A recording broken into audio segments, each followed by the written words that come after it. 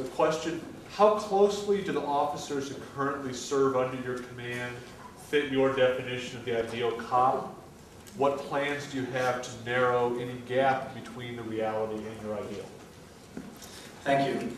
I don't know that I fully have a handle on that. We have almost 700 police officers. We have a total of 1,000 employees at the police department. In case you haven't noticed, your community has grown up, and it's a big city. The first 6 weeks I was here, I was working around the clock, going to shift changes at every hour of the day and night, and probably have met with about 700 or 800 of our 1,000 employees. But I don't know that I can fully describe where we are at. I can tell you what my research told me before I came here. This department at the national level has an excellent reputation of professionalism. The department had a history in the 90s of being leaders in problem-oriented policing, in focusing on breaking problems into measurable pieces and working proactively with residents to solve problems. The great frustration that I sense within our organization is that we've abandoned that and gone back to a reactive, chase our tail on calls for service type of police department. It's a resource issue.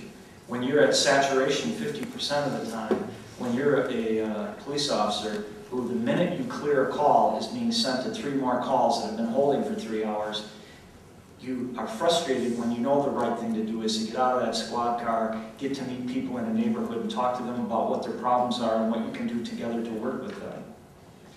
So as I've heard this frustration expressed by our employees, that does speak to me about their character, that they know what the right thing to do is.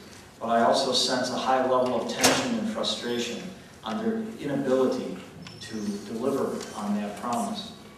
I will tell you that twice a month, I spend an hour and a half to 2 hours with our Internal Affairs Division, who thoroughly brief me on all the active internal affair investigations and the consequences. Nothing has shocked me because I've had to put police in prison before. So, I mean, that's what chiefs do when needed. But I will tell you that certainly working in an organization of 1,000 employees, it has been a different pace and a different level on the number of cases that I hear every month.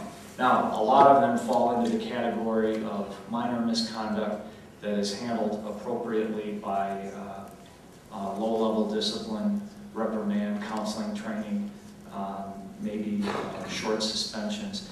And those primarily have to do with exercising bad judgment, non-compliance with policies and procedures, rudeness, you know, those kinds of things that I think are the bread and butter of what we need to constantly be monitoring and correcting and steering people towards the right path.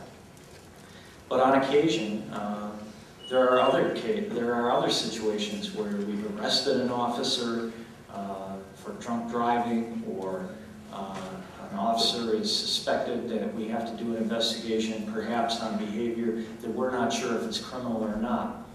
And so, you know, there are a handful of those serious matters out there, but I think I wouldn't trade places for any other chief with any other chief I know of cities our size. Other chiefs and communities our size are dealing with much more significant character issues than we're dealing with. So how do you close that gap? I talk about it constantly. At the IA briefings, at yesterday's, no, today's Monday, isn't it? I told you I'm working around the clock. At last week's full command staff meeting, I provided some very direct and frank feedback on the inadequate outcome that I had concluded a couple of these internal investigations had resulted in. I'm meeting with my top commanders regularly and having dialogue with them about where is the bar, what are our expectations. And one of the things that I have always found challenging about policing is the bar never stands still. For the 30 years I've been in this business, that bar is going up. I will tell you right here, in front of the world that I did things as a rookie cop that I would fire people for doing today. I'm not proud of them. That's how policing was done 30 years ago, and we would not tolerate those things today. And I mean nothing, I didn't break any laws or anything like that, but I'm just saying behaviors of when force is used and the level of restraint that police officers have to use today. I'll tell you what, I tell people, and I'm only half joking, I don't know if I could get hired as a rookie today. I could do a chief's job, but honestly, I don't think I could do the work that our street cops do. We expect so much of them. And the depth of their skill set it just amazes me. And there is a national crisis right now at hiring, I have to tell you. We're kind of spoiled here in that they've been able to fill vacancies.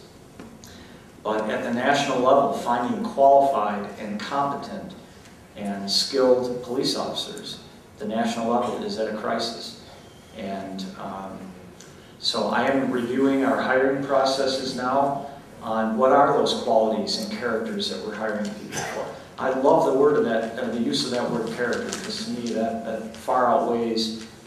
I always say we can teach most reasonable people how to fill out a police report, drive a squad car, and shoot a gun, and turn the overhead lights on, and But if you don't have character, if you don't have people skills and care about people, if you're not a problem solver, I don't know that we can always teach that. That's kind of one of those things that lives from